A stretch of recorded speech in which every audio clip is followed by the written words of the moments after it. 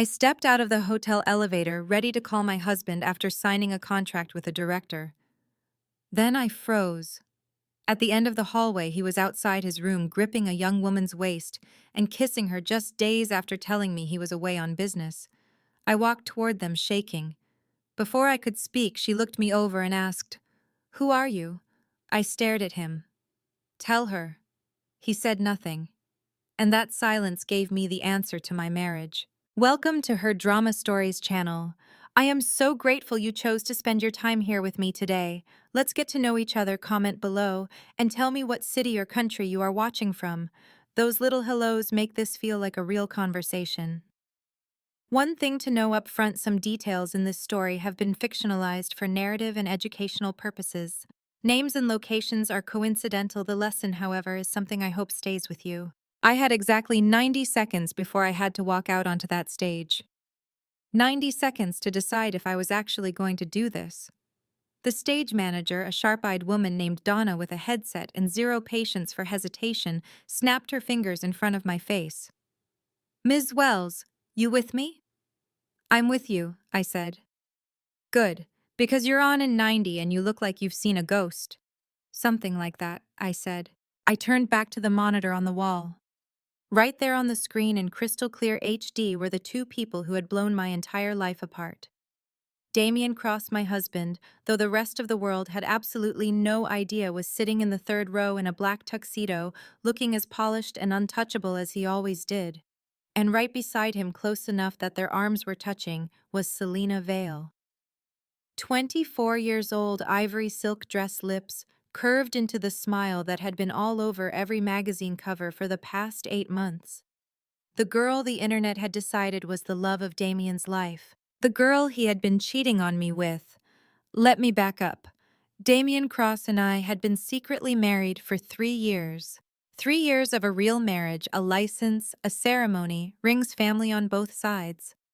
But because his management team had decided that Damien's image as an eligible bachelor was worth more than the truth, we had kept it completely hidden from the public. No announcements, no photos together. I wore my wedding ring on a chain under my shirt every single day. Then 8 months ago, Damien started a new film project with Selena Vale. And suddenly, everywhere you looked, there they were together. His management called it a publicity strategy. Push the two leads as a couple, drive up ticket sales, dominate the entertainment news cycle. Damien told me not to worry. He said it was just business. I believed him. I believed him right up until the night I flew to London and walked into something I could not unsee. June, 3 months ago. Damien had told me he was going to London for a week to shoot a campaign for a luxury watch brand. Perfectly normal. He traveled for work all the time. What he did not know was that I also had a reason to be in London that same week. Sophia Lane, one of the most acclaimed directors in Hollywood, had reached out through my agent about a new film she was developing. She wanted to meet in person, and she was based in London. I had kept the trip to myself, thinking I would surprise Damien. Maybe we could steal a few evenings together in the city. I checked into the Shard Hotel on a Tuesday. Damien was staying there too, same hotel, because his production team had booked it. I had not told him I was coming. That Tuesday night dinner with Sophia Lane went better than anything I had imagined. She spent 2 hours telling me she had written the lead role in her next film with someone exactly like me in mind. I walked back to the Shard, feeling 10 feet tall, grinning at my phone, already drafting the text I was going to send Damien to tell him the news. Then I thought, why text? His room was on the same floor as mine. I would just knock. I stepped out of the elevator on the 27th floor, and then I heard it. His laugh, coming from down the hallway. Low and easy and completely relaxed, the laugh of a man without a single worry in the world. I walked toward it without even thinking. I turned the corner. Damien was standing outside his suite door, and Selena Vale had both arms wrapped around his neck, her body pressed against his, her face buried in the side of his throat. His hands were on her waist, not casually, not like a coworker, like someone who had done this 100 times before. My feet stopped moving. My brain took about 3 full seconds to process what my eyes were seeing. Then Selena lifted her head and looked straight at me. Her expression did not crumble. She did not flinch, did not step back, did not have the decency to look even slightly ashamed. She just stared at me with this cool, flat look and said, "Who are you?" Just like that, bored, unbothered, like I was nobody. I looked at Damien. He had gone completely still. His hands had dropped from Selena's waist. He was staring at me with an expression I had never seen on his face in 3 years. Not guilt, not panic, not love. Just cold, blank calculation, like he was already running the numbers on how bad this was going to get. "Say my name," I said. My voice was shaking so hard I barely recognized it. "Damien, look at me and say my name." His jaw tightened. "Ariana." "No." The word came out sharp and hot. "Don't you dare say it like that. Like I'm the problem standing in this hallway." Selena tilted her head, eyes flicking between us. And then, I will never forget this, she almost smiled. Like this was entertaining. Like watching me fall apart was the most interesting thing that had happened all evening. "Damien," she said, her voice dropping into something proprietary and soft. "Who is she?" He did not answer her either. And that was when it hit me. Not the image of them together. Not her hands on him. It was the fact that he could not find one single word to say to either of us. Because there was no version of this he could talk his way out of. He had nothing left. My hands moved before I had consciously decided anything. I reached up to the chain at my throat, the delicate gold chain I had worn every day for 3 years, the one nobody ever asked about, the one I had kept tucked beneath every neckline and every costume and every red carpet gown, and I unclasped it. The ring slid into my palm, small and cool and suddenly very heavy. I looked at it for one breath. Then I walked to the housekeeping cart parked against the wall and set the ring down on top of a folded white towel, carefully, quietly. I turned around. "Ariana, wait." Damien took a step toward me, his voice cracking for the first time. "Just wait, let me." 3 years, I said, turning back to face him, and I felt my eyes burn hot with tears I absolutely refused to let fall right there. 3 years I kept your secret, and you cannot even tell her my name. I walked back to the elevator. I pressed the button. I stood there while he said my name twice more behind me, each time louder, each time more desperate. The doors opened. I stepped inside. The doors closed. For 42 floors, I pressed both fists against my mouth and shook. Hard. The kind of crying that comes from somewhere so deep it does not even make a sound. By the time the lobby doors opened, I had wiped my face, straightened my spine, and locked every single piece of it away. I walked through the lobby. A young hotel employee at the front desk, her name badge said. Mia Laurent looked up as I passed, and something in her expression told me she had seen enough of the world to recognize what she was looking at.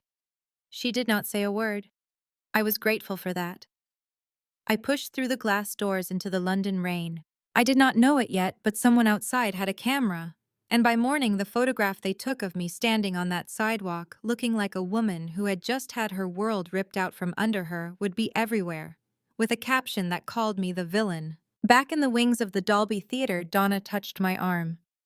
"Ms. Wells, it is time." I looked at the monitor one last time. Damien and Selena, polished and perfect and completely unsuspecting. I smoothed the front of my gown. I picked up the microphone. "Yeah," I said. "It is. To understand what I lost that night in London, you need to know what I thought I had." June 2021, Malibu, California. Damien had rented a private estate right on the water, the kind of place where the ocean sounds like it is breathing just outside the window. No photographers, no publicists, no live stream. Just 30 people who actually mattered gathered on a bluff overlooking the Pacific at golden hour. My mother found me in the upstairs bedroom 20 minutes before the ceremony. I was standing at the mirror in my wedding dress, simple white silk, no train, nothing dramatic, trying to get the clasp on my earring and failing completely because my hands would not stop shaking. "Here," she said, stepping behind me and taking over. Her fingers were steady where mine were not. She got the earring in, then rested both hands on my shoulders and looked at my reflection. Her eyes were already wet. You look like your grandmother on her wedding day. Mom, don't, I said, laughing even as my own eyes started to sting. If you cry right now, I will absolutely fall apart. I'm not crying, she said, and then she burst into tears. I spun around and grabbed both her hands. Mom, I'm fine, I'm fine. She laughed through it, waving a hand at her own face like she could shoo the emotion away. I want you to be sure, sweetheart. That's all. I want you to be completely sure. I'm sure, I said, and I meant it with every single cell in my body. My father was waiting at the bottom of the stairs. Richard Wells, a man who had never once in my life told me what to do, who had always just stood beside me and let me figure things out on my own. He looked at me, coming down those stairs, and his jaw tightened, the way it only did when he was fighting something back. Well, he said, offering his arm, let's go give you away. You hate that phrase, I reminded him. I hate it a lot, he agreed. But here we are. Outside, the guests had arranged themselves in two loose clusters on the grass near the bluff, the inner circle on white chairs, a handful of others standing further back near the stone wall. Noah Bennett.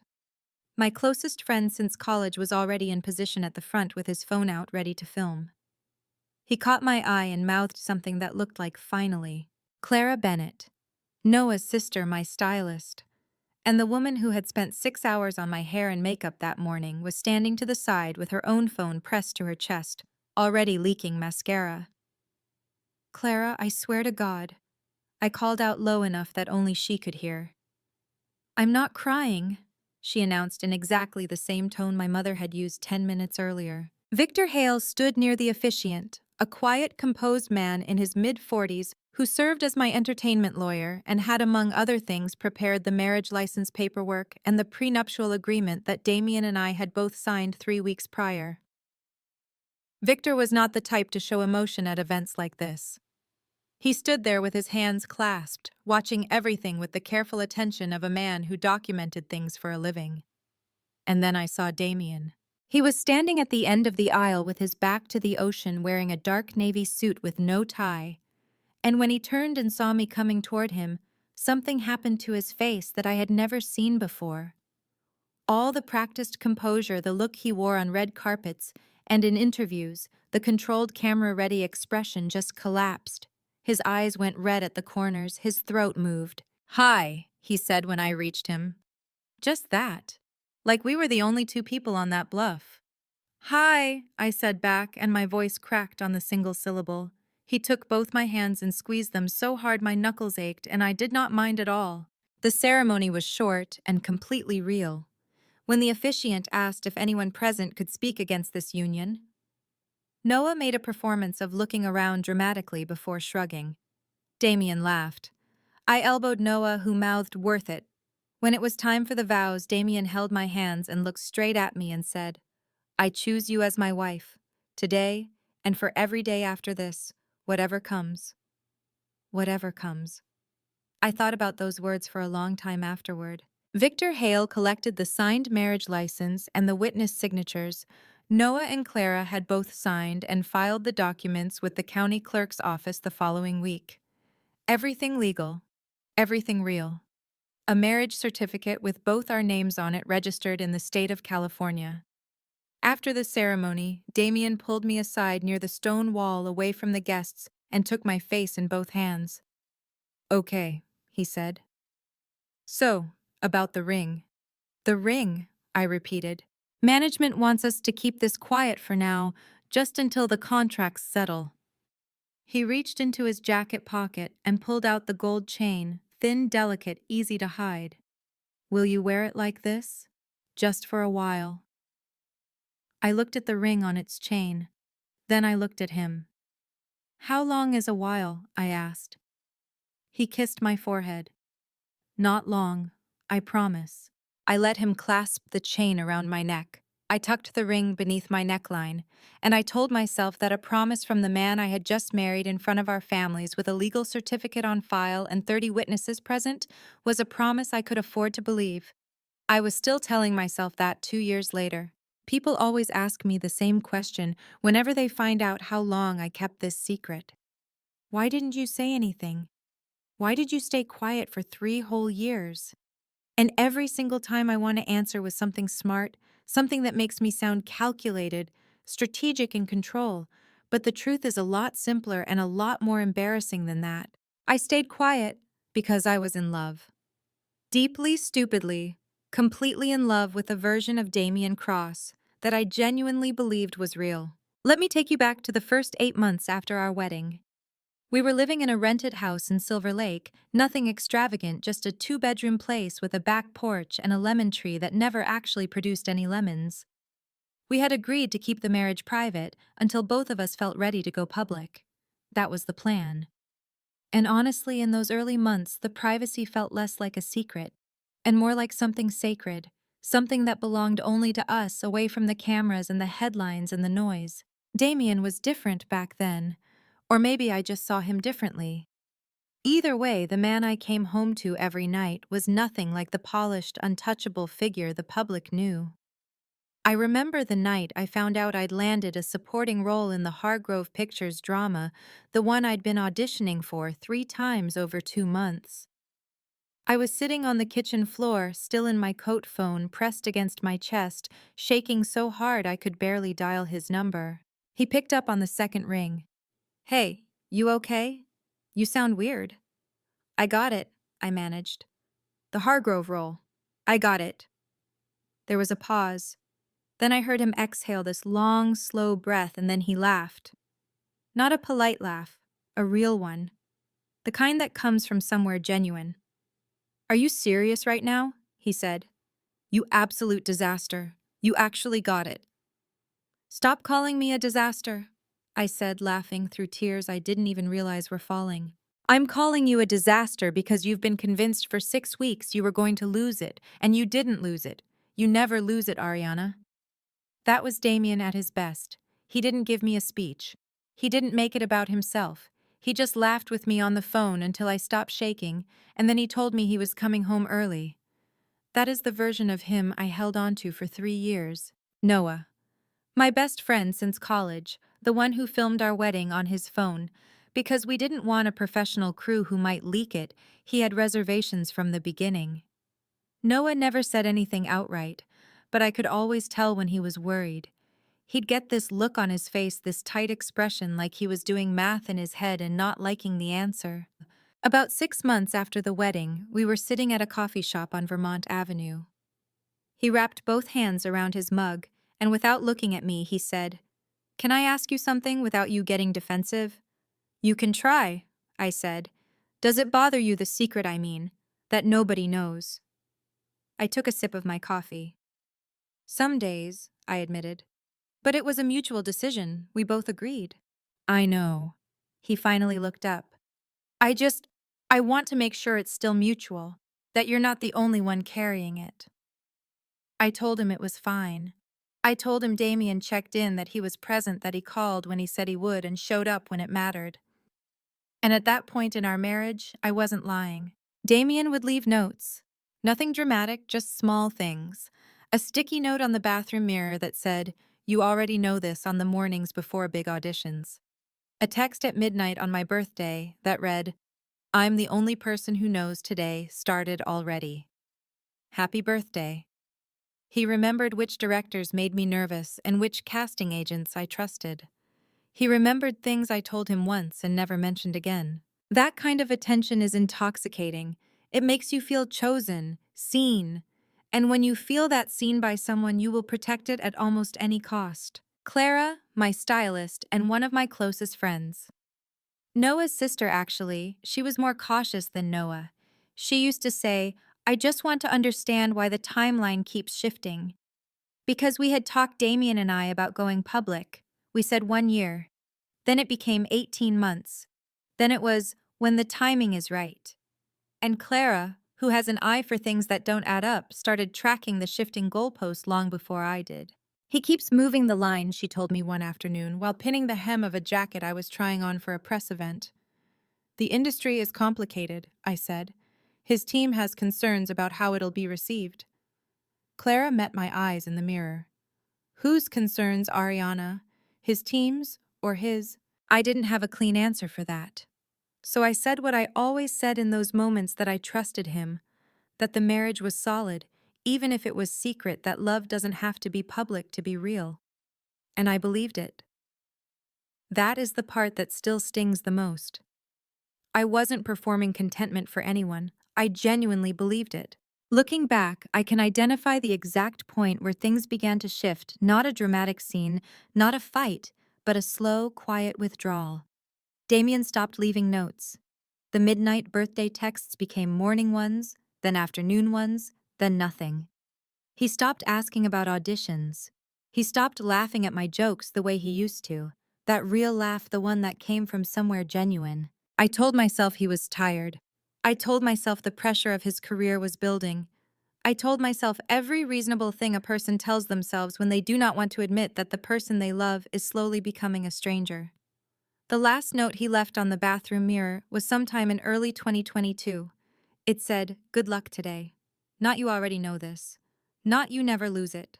Just good luck." 2 words. The kind of thing you'd write on a card for a coworker. I stood in front of that mirror for a long time reading those 2 words, trying to figure out what they meant. I told myself I was overthinking it. I peeled the note off the glass, folded it in half, and put it in my coat pocket. I threw it away 3 days later. And somewhere across the city, Damien Cross was already building a life I knew nothing about. The note on the bathroom mirror said, "Good luck today." I had thrown it away. I had moved on. Or at least I had convinced myself I had. By early 2022, Damien's career was climbing in a way that felt almost vertical. He had just wrapped a studio film, 2 brand campaigns were in negotiation, and his name was on every shortlist that mattered. I was proud of him, genuinely proud, the way you are when someone you love builds something real. What I didn't know was that his team was already building something else entirely. Something that had nothing to do with film or brand deals. Something that had everything to do with me being kept exactly where I was, invisible. It started with a phone call I wasn't supposed to hear. I was in the living room, laptop open, going through callback notes when Damien came in from the back porch, still on his phone. He didn't notice I was there. He was laughing that easy, relaxed laugh he used to save for me, and saying to someone on the other end, "She's perfect for it. She photographs well, she's got the public angle, and honestly, the chemistry reads. It's going to work." I looked up. He saw me. His expression shifted, not guilty exactly, more like recalibrating. He held up one finger, wrapped up the call with a quick, "I'll loop you in tomorrow," and dropped into the armchair across from me. "Who was that?" I asked. "Monica," he said easily. "About the Valor Project." Monica Graves was the CEO of Cross Image Management, the firm that had handled Damien's public presence for the last 4 years. She was sharp, calculated, and completely allergic to anything that didn't serve a narrative arc. I had met her exactly twice, and both times she had looked at me the way an architect looks at load-bearing walls, assessing, not admiring. "What's the Valor Project?" I asked. "Music film crossover. The studio wants it to feel fresh, so they're pairing me with a rising artist for the press cycle. Joint interviews, some appearances, the usual." He shrugged. "Monica thinks it'll drive a younger demo." "Who's the artist?" "Selena Vale." The name didn't mean much to me then. She was 24, a pop singer, with a strong streaming profile and a growing following. I had seen her name in a few headlines, but I didn't know her work, and I certainly had no reason to feel threatened by a professional collaboration. "Okay," I said. "Sounds like a smart campaign." Damien smiled. "It's just press, Ariana. Don't build a case out of it." I wasn't building a case. I wasn't even suspicious. I was just asking a question. But I would remember that phrase, "don't build a case out of it," for a long time after. The Valor Project announcement dropped 2 weeks later. I saw it the same way everyone else did, a coordinated rollout across every entertainment platform, a joint photo shoot image where Damien and Selena stood close enough to suggest intimacy without confirming it, and a headline that read, "Chemistry, you can feel Cross and Vale on Valor, and what's next?" My phone buzzed within minutes. It was Clara. "Are you seeing this?" she texted. "I'm seeing it," I replied. "Call me." I called her. She answered before the first ring finished. Ariana, this is not a standard press campaign, she said, and her voice had that tight, precise energy it gets when she is trying to be calm and failing. This is a couple rollout. They are positioning these two as a unit. Look at the framing of that photo. That is not two colleagues. That is a narrative. Damien said it's just for the younger demographic, I said, even though something in my chest had already started to pull. Monica Graves does not do demographics, Clara said. Monica Graves does storylines, and the storyline she is selling right now has nothing to do with a film. I put Clara on speaker and pulled up the photos. She was right about the framing. Selena was leaning into Damien's shoulder, her chin slightly tilted up, his hand resting near the small of her back, not touching, but almost. It was the kind of photo that is designed to be analyzed, designed to generate a question the audience will spend months trying to answer. I called Damien that evening. It's a lot, I said. It's a campaign, he said. This is how it works, Ariana. You know this. The photo is intentional, he cut in. Monica framed it that way on purpose. It creates buzz. It does not mean anything. Does Selena know you're married? A pause. Not long, maybe 2 seconds, but I felt it. She knows my personal life is private, yeah, he said. Which is what we agreed. That answer was not a no. I noticed that immediately. He did not say no, she doesn't know. He said my personal life is private. Those are two completely different things, and he knew exactly what he was doing when he chose the second one. I let it go. I wish I hadn't. Over the following weeks, Clara began documenting things I had not noticed on my own. She texted me one Tuesday morning with a photo of a magazine spread Selena Vale at a New York press event, wearing a long burgundy trench coat with a black collar. The exact coat I had worn to the Horizon Awards the previous October. Same shade, same cut, same double-button detail at the collar. "This is your coat," Clara's message read. "This is not a coincidence." 2 days later, she sent another photo. Selena on a red carpet wearing a layered gold chain necklace, 3 strands graduating lengths, vintage style. I had bought mine from a small dealer in Silver Lake 18 months ago. It was not a mass market piece. It was not the kind of jewelry two people end up with by accident. I was standing in my kitchen holding my phone, staring at that photo, and I felt something cold and slow move through my body. Not anger yet, not quite, but the precursor to it. The understanding that something deliberate was happening. I called Clara back. "How long has this been going on?" I asked. "The coat was the first thing I clocked," she said. But looking back at her press appearances over the last 2 months, the silhouettes, the color palette, even her hair, she exhaled. "Ariana, she is studying you." My hand tightened around the phone. "She's copying me." "She's replacing you," Clara said. "And I think she's been doing it for longer than we realized." I stood in my kitchen for a long time after that call ended. The lemon tree on the back porch, still leafy, still fruitless, swayed lightly in the afternoon wind. Somewhere in this city, Selena Vale was wearing my jewelry and walking through doors I had never been invited to open. And Damien had told me not to build a case. There are things I only found out later, months later in some cases, after London, after the elevator, after I stood in the rain outside the Shard and felt my entire marriage dissolve into something I could no longer name. It was only then when the people who had been watching quietly finally decided they had watched long enough that they started talking. What I'm about to tell you is not what I knew at the time. This is what I pieced together afterward from conversations with people who had been in those rooms, at those tables close enough to hear things that should never have been said out loud. And from one particular source who had been standing close enough to Damien Cross, for long enough to understand exactly what kind of man he had become. Victor Vale was 55 years old, based out of Century City, and had spent 3 decades building a fortune across every corner of the entertainment industry. Production deal, stakes, talent management partnerships, music label, equity. He was the kind of man who arrived early to every meeting and said very little because he had already done the math before anyone else had opened their mouth. He had a reputation for being meticulous patient and completely free of sentiment when it came to money. He did not care about art.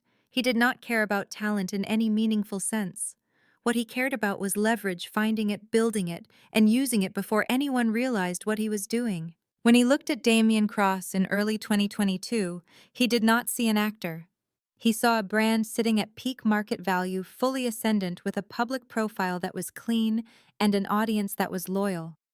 And when he looked at his daughter Selena, 24 years old, a rising pop artist with strong streaming numbers and a growing fan base, but no real crossover moment yet, he did not see a young woman building a career. He saw an asset that had not yet been fully leveraged. He put them in the same room in February. Noah pieced the details together from Ryan's account: a private dinner in Bel Air, 12 guests, a rented house with a courtyard, no phones permitted at the table. Victor Vale had chosen the guest list carefully. He had placed Damien and Selena next to each other deliberately. And before Selena arrived that evening, Victor had briefed her. I know this because Selena told someone at that dinner. That someone told Noah. And Noah because he is the kind of person who collects information quietly and waits until he has enough to matter, told me. What did he actually tell her? I asked Noah. We were sitting at my kitchen table months after London, the late afternoon light cutting across the wood in long, flat lines. Noah had his hands wrapped around a coffee mug he had stopped drinking from 20 minutes ago. His jaw tightened before he answered. He told her Damien was at the top right now, that the Valor Project was going to be the biggest thing either of them had touched, and that if she played it correctly, his words, Damien's momentum would carry her career to a level she couldn't reach on her own. He set the mug down. He also told her that Damien's personal life was complicated, but that it was not her concern. I felt my stomach turn over slowly, the way it does when you hear something that is not a surprise and still manages to knock the air out of you. Complicated, I said. That was the word he used, Noah said. Complicated. Selena had walked into that Bel Air dinner knowing, not guessing, not wondering, not telling herself a story about two single people who found each other at the right moment. She had sat down next to my husband with full knowledge that he was not available because her father had told her plainly that Damien Cross had a personal life he was not talking about publicly, and that the silence around it was managed, not accidental. Victor Vale had done his research, and his research had been thorough enough to determine that Damien Cross had a wife, a legal documented 3 years married wife, whose existence had been carefully kept out of every public record that Monica Graves and her team could reach. And Selena had sat down beside him anyway, smiled at him across the table, said exactly the right things, and then kept showing up. The source who made this undeniable was a man named Ryan, someone who had been in Damien's circle for years, the kind of peripheral figure who attends the dinners and the after-parties and absorbs everything without being fully absorbed himself. I had met Ryan a handful of times at industry events and had always liked him, which is probably why what he did next surprised me. 2 months after London, he sent Noah a voice message. Not a text, not an email. A voice message recorded carefully, like someone who had been thinking about saying it for a long time and finally decided the time had run out. Noah played it for me at that same kitchen table. Ryan's voice came through the speaker low and slightly uncomfortable, like a man delivering a confession he was ashamed to have held back this long. He described the Bel Air dinner in detail, the layout, the guests, the specific moment he watched Selena redirect her full attention toward Damien, as though everyone else in the room had simply ceased to exist. She told him Ryan said on the recording that he deserved someone who actually showed up for him, that he was carrying too much alone, that it wasn't normal what he was dealing with. A pause. Then, and I watched him just absorb it, like he had been starving for someone to say exactly that, and he didn't even realize how hungry he was until the words were already inside him. I had to ask Noah to pause the recording. I sat there for a moment with my hands flat on the table, staring at nothing, breathing through something that felt like grief and fury and a terrible, humiliating clarity all arriving at the same time. Because I understood exactly what Selena had done. She had not seduced Damien with beauty or charm or novelty, though she had all three. She had found the crack. The specific invisible fracture in a man whose public profile was enormous, and whose private life had been locked behind a silence he had agreed to and then slowly started to resent. He could not mention me, could not post about me, could not bring me to a single premiere or hold my hand on a single red carpet without blowing up an agreement that protected both of us. And in that constraint, in that carefully maintained invisibility, a loneliness had grown in him that I had either failed to see clearly enough or had not wanted to. Selina Vale had seen it within hours of sitting down next to him, and she had walked straight toward it armed with exactly the right words because her father had done enough research to know where to aim. She knew he was married the entire time, I said when Noah restarted the recording and we reached the end of it. My voice was flat, controlled in the way that only happens when the alternative is something you are not ready to let out in someone else's kitchen. Yes, Noah said. She wasn't some young girl who got swept into a situation she didn't understand. She made a choice. She made a series of choices, Noah said, starting with walking into that dinner. I stood up and moved to the window. The LA skyline sat out there in the early evening light, glittering and indifferent, completely unmoved by the fact that I was rebuilding my understanding of the last 2 years from the ground up. Her father set this up like a business transaction, I said. Because to him, it was one, Noah said. I turned back around. My eyes were burning that specific furious burn that comes before tears you have decided not to shed. Not now, not for this, not for them. Then why? I said, choosing every word the way you choose your footing on ice. Did no one tell me any of this while it was happening? Noah's face moved through something complicated, guilt and grief, and a kind of helpless retroactive anger that I recognized because I was feeling it myself. Because we didn't have proof, he said, not the kind that would hold, not the kind you could use. He exhaled. Not until London, I said. He nodded once. I walked back to the table and sat down. I looked at the coffee mug, the recorder, the afternoon light still cutting across the wood like it had no idea what day this was. Okay, I said. Tell me everything else. Okay, I told Noah that night at my kitchen table. Tell me everything else. And he did. But there was one part of the story that Noah did not need to tell me, because I had lived through it myself right in the middle of it, without understanding what it actually was until much later. It happened in October 2022, Las Vegas. Damien told me on a Monday that he had to fly out Thursday for a 2-day industry conference. Entertainment Executives Studio Heads Network deals the kind of event where being seen mattered as much as anything that was actually said. He had been to 3 of these in the past 2 years. Nothing unusual. I'll be back Saturday night, he said, tossing his gym bag over his shoulder on his way out the door that morning. Sunday we can do that brunch place you like. The one on Melrose, I called after him. He pointed at me over his shoulder, grinning. That one. Done. I spent Thursday and Friday working. I had a script to read, 2 self-tape auditions to film in my living room, and a call with my agent about a potential project that was still in early development. Normal life? Busy life. The kind of schedule that makes 2 days disappear fast. Thursday night I called Damien, straight to voicemail. I texted him. Conference stuff probably running late, I told myself. I watched a movie and went to sleep. Friday morning, nothing. Friday afternoon, Noah texted me out of nowhere. Has Damien been different lately? I stared at the message for a moment, then typed back. What does that mean? His reply came fast. Just asking. Call me later. I called him immediately. Noah, what do you know? I don't know anything, he said carefully. Too carefully. Someone mentioned they saw him at a party last night, in Vegas, not a conference event, a private party at the Venetian. My throat went dry. Who told you that? Someone I trust, he said. Ari, it might be nothing. He might have just gone to a party after the conference stuff wrapped. That's not... Was she there? I asked. A beat of silence that told me everything before he spoke. I don't know for sure. Noah. I genuinely do not know, he said. I'm telling you what I heard.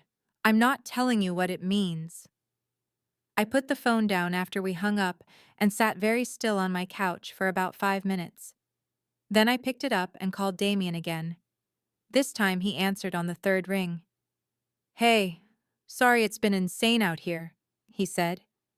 He sounded easy, relaxed, the voice of a man without a single thing on his conscience.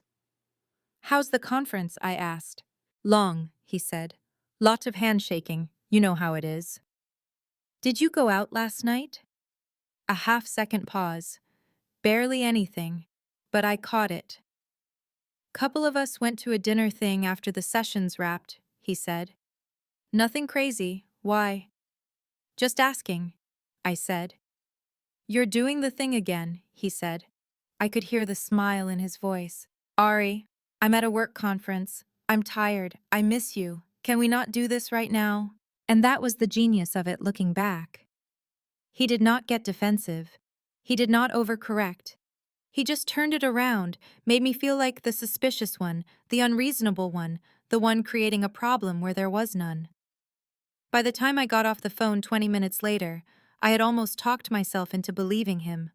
Almost. What I know now, what Ryan's recording confirmed, and what Noah pieced together from 3 different sources, is that Damien did not go to a conference dinner that Friday night.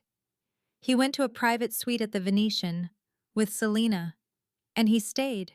Not because he was reckless, not because he had lost his mind, but because for the first time he chose to, deliberately, with full knowledge of what he was doing and what he was walking away from. That was the moment, the line he crossed. When he came home Saturday evening, I was in the kitchen making dinner. He dropped his bag at the door, walked straight to me, wrapped both arms around me from behind, and pressed his face into my hair. "I missed you," he said, warm and genuine against the back of my neck. And I felt my whole body respond to him, the relief of him being home, the comfort of his arms, 3 years of muscle memory kicking in before my brain could catch up. "How was the conference?" I asked again, keeping my voice light. "Exhausting," he said. "Glad to be home." He kissed my temple and went upstairs to shower. I stood at the stove and stared at the pot in front of me and thought about the half-second pause on the phone, the too easy voice, the arms around me that felt exactly like they always had. I thought about what Noah had said. I thought about Selena Vale in her camel trench coat wearing my perfume standing next to my husband at every event for the past 8 months. I put the lid on the pot, turned the heat down, and told myself I was overthinking it. I was not overthinking it. But I needed more than a pause on a phone call. I needed something I could hold in my hands, something I could point to and say this right here, not a feeling, not a half-second of dead air. So, I waited. And I kept waiting right up until London handed me everything I had been dreading. By early 2023, I had become an expert at explaining things away. The missed calls he was busy, the industry never sleeps. The late nights, long shoots, press obligations, time zones. The way he checked his phone under the dinner table when he thought I was not looking, just work messages, always just work. I had built an entire architecture of reasonable explanations, and I lived inside it like it was a perfectly normal house. And then the details started getting harder to explain. It was Clara who first put it into words clearly enough that I could not dismiss it. We were at her apartment on a Sunday in February, spread across her living room floor with coffee and the Sunday papers and the pile of industry trade magazines she kept stacked by the couch. Clara Bennett had been my stylist for 4 years and my friend for 5, and she had a gift for noticing things that other people's eyes slid right past. She dropped a magazine in my lap without saying anything. Selena Vale on the cover. Shot for a major fashion spread, editorial, high concept, very deliberate. And she was wearing a deep burgundy silk blouse, her hair down in loose waves, gold-layered necklaces at her throat. I had worn almost that exact combination to the Horizon Awards 8 weeks earlier. Clara had styled me. Clara remembered every single thing she had ever put on a client.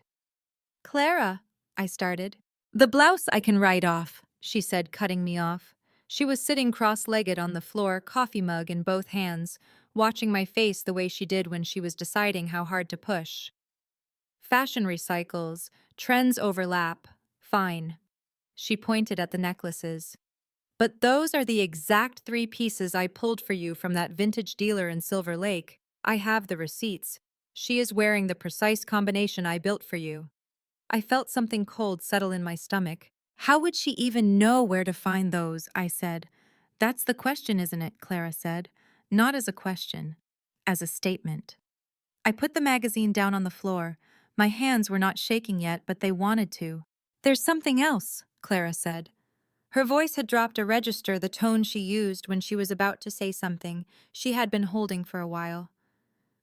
I was at the Pinnacle Network upfronts last Tuesday. She was there, and Ari.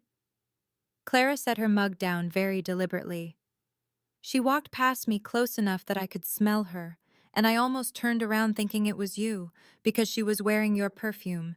Exactly yours, down to the concentration. I stood up from the floor. I needed to move. I walked to Clara's kitchen window and stood there looking out at the street below, my arms crossed tight over my chest trying to organize my thoughts into something that made sense. That perfume is not in regular retail, I said. You special order it from a boutique in the Marais in Paris. The owner makes it in small batches. I have been wearing it for 3 years, and I have never once smelled it on anyone else. I know, Clara said. So either it is the world's most extraordinary coincidence, or she has been studying you, Clara said flatly. Your style, your scent, your jewelry, systematically, for a long time. I turned back around.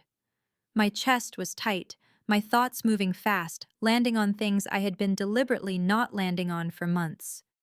The trench coat from 4 months ago, the hair, the minimal makeup, now this.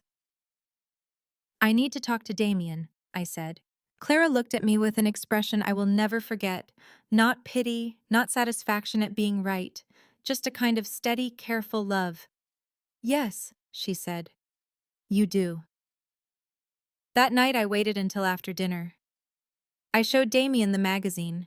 I told him what Clara had said about the perfume. He leaned back in his chair and looked at the ceiling for a moment.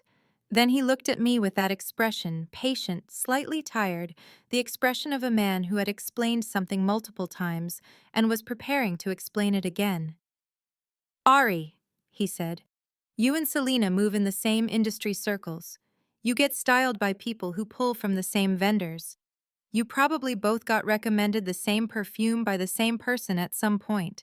It is a niche fragrance from a boutique in Paris, I said. You cannot get it recommended by accident. Then maybe someone who works with her worked with you first and carried the reference over. He leaned forward, put both elbows on the table. I hear you. I know this stuff is getting loud, and I know it is hard to tune out. But I need you to think about whether this is the kind of thing that is worth the energy you are putting into it. My jaw tightened. So you're saying I'm imagining it? I'm saying, he said carefully, that I don't want you building a case against someone based on a perfume and a blouse because that is not a case. That is anxiety. I looked at him for a long moment. His face was open, reasonable, completely convincing, the face of a man who had nothing to hide. I picked up the magazine and walked to the recycling bin and dropped it in. Fine, I said. But the next morning I called Noah. She is copying me, I said the second he picked up. No preamble. I know it sounds like I have lost the plot, but Clara confirmed the perfume and I need you to tell me I am not going insane. Noah was quiet for exactly 2 seconds. Then, you are not going insane. You knew. My voice jumped an octave. I suspected, he said carefully. I didn't want to say anything until I was sure. Noah. I pressed my free hand flat against my kitchen counter, steadying myself. My heart was hammering. How long have you suspected? Since the coat, he said. 4 months ago. I closed my eyes. 4 months. He had been sitting on this for 4 months, while I had been standing in my own kitchen, convincing myself it was coincidence. Why didn't you say something? I asked. My voice came out quieter than I intended. Not angry, just tired, deeply bone-level tired. Because I didn't have anything concrete, he said, and I knew if I said it without proof, Damien would talk you out of it. He's good at that. A beat. Was I wrong? I thought about the recycling bin, the magazine, Damien's patient, reasonable face. No, I said. You weren't wrong. I hung up and stood in my kitchen for a long time, staring at nothing, trying to figure out how long a person could keep explaining things away before the explanations started costing more than the truth. I should have seen it coming. Looking back now, the timing was almost elegant in how calculated it was. 3 weeks after the perfume conversation. 2 weeks after I had stood in my kitchen at midnight, trying to figure out how long I could keep explaining things away.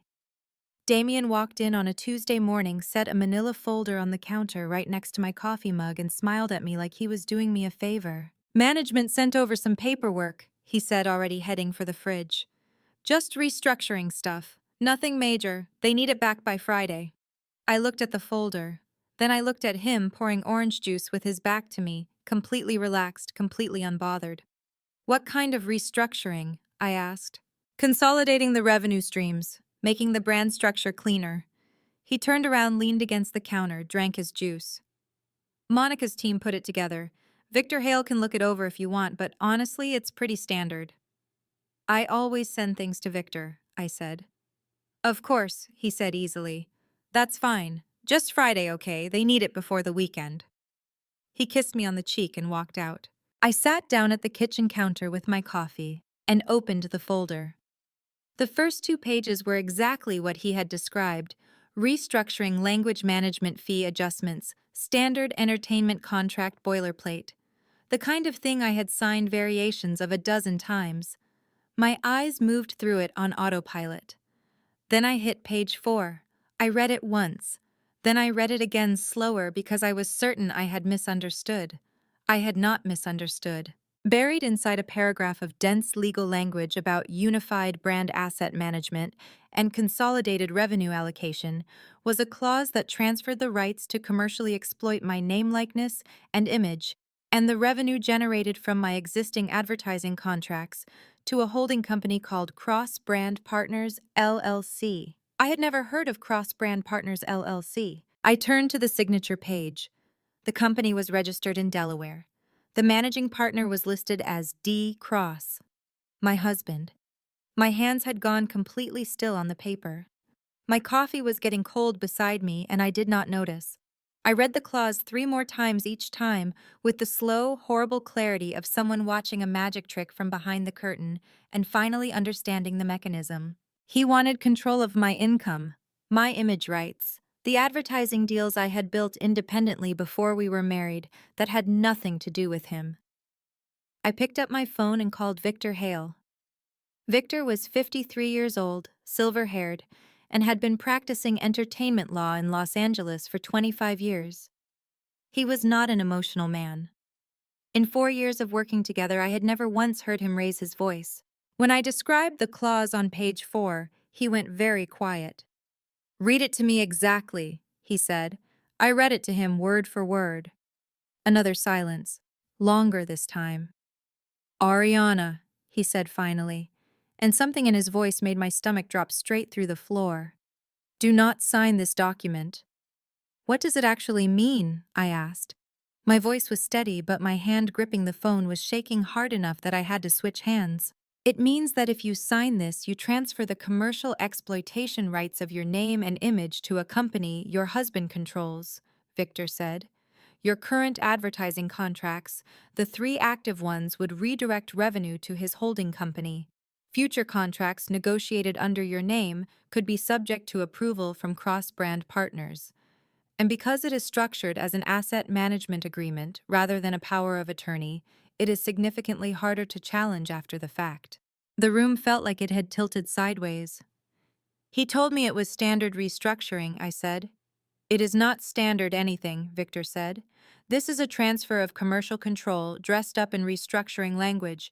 Whoever drafted this was counting on the recipient not reading past page 3. I set the folder down on the counter. My chest felt like someone had wrapped both hands around my ribcage and squeezed. "Victor," I said, "is this legal?"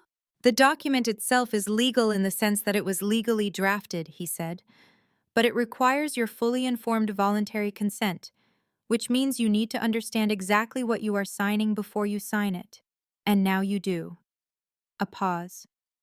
I am going to strongly recommend you do not sign this, and I am going to recommend we have a conversation about what this means in the context of your marriage. I did not answer him right away. There's a prenuptial agreement, I said. There is, Victor said, and I have the original on file. I think it is time we looked at it together. After I hung up, I sat in that kitchen for a long time. The folder was still open in front of me. Page 4, with its dense, treacherous paragraph, sat there perfectly still while everything inside me moved fast and loud and terrified. I had married a man who had stood on a bluff in Malibu and called me his wife in front of our families. I had worn his ring against my skin for 3 years. I had kept his secret at cost to myself again and again and again. And now he had put a document in front of me designed to take away my financial independence, counting on the fact that I trusted him too much to read it carefully. That night when Damien came home, I was sitting at the kitchen table with the folder in front of me. "Did you read it?" he asked, dropping his keys on the counter. "I did," I said. "Great." He opened the fridge. "Victor good with it?" "Not exactly," I said. He turned around. Something shifted behind his eyes, just a flicker gone almost before it appeared. "What does that mean?" "It means I'm not signing it," I said.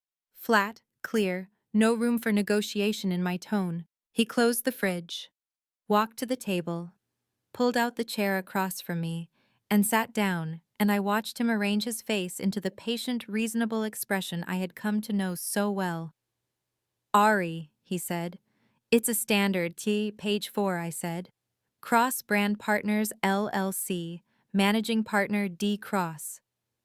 I slid the folder across the table toward him. "Tell me again that it's standard." His jaw tightened. The patience in his expression strained at the edges. "It's a structural vehicle," he said. "For tax purposes, Victor is being overly cautious." "Victor is doing his job," I said, "which is protecting me." "I'm your husband," Damien said, and his voice had dropped hardened slightly. "I'm also protecting you. This is about building something together." "Then put my name on the LLC too," I said. The silence that followed that sentence was the loudest thing in the room. He did not answer, and his not answering told me more than anything he could have said. I stood up, picked up the folder, and walked to my office. I locked it in my desk drawer. And for the first time in 3 years, I felt not just hurt, not just confused, but genuinely afraid of what I did not yet know. 3 days later, Damien told me he was flying to London. Before I tell you what happened when I stepped off that elevator on the 27th floor, comment the word London right now so I know you are still with me. Because what I am about to share next is the moment everything I had been trying not to believe became impossible to ignore. And a quick note, some elements of this story have been shaped for narrative purposes and may not reflect events exactly as they occurred. If that is not something you want to hear, this is a perfectly good place to stop, no hard feelings at all. "I have to fly to London Thursday," Damien said. "Watch campaign, back in a week." We were eating dinner.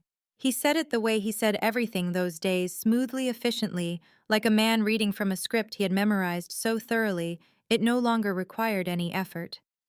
"Which brand?" I asked. "Harwick and Sons, the luxury line." He refilled his water glass. "It's been on the calendar." I had not seen it on any calendar, but I did not say that.